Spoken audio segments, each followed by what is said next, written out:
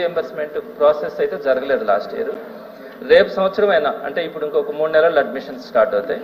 ఇంకొక 40,000 మంది దాకా సుమారుగా చేరొచ్చు. అంటే పాత 40,000 మందికి ఈ 40,000 మంది 80,000 మందికి నెక్స్ట్ ఇయర్ అంటే ఫస్ట్ ఇయర్ సెకండ్ ఇయర్లలో నెక్స్ట్ ఇయర్ పీజీ అడ్మిషన్స్కి సంబంధించిన ఫీజు రియంబర్స్మెంట్ ఇస్తారా అని మంత్రి గారిని అడుగుతున్నాను అధ్యక్ష. యూజీ కోర్సెస్కి సంబంధించి 2024-25 సంవత్సరానికి సంబంధించి 3 క్వార్టర్స్ పెండింగ్ ఉన్నాయి అధ్యక్ష. అంటే సుమారుగా 2,100 కోట్లు పెండింగ్ ఉన్నాయి.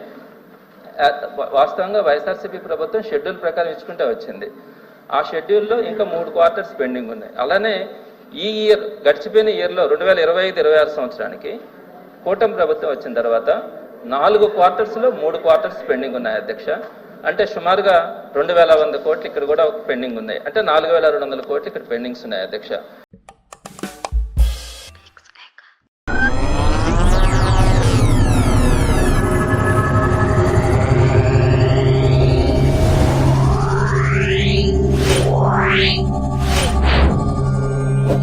Wow.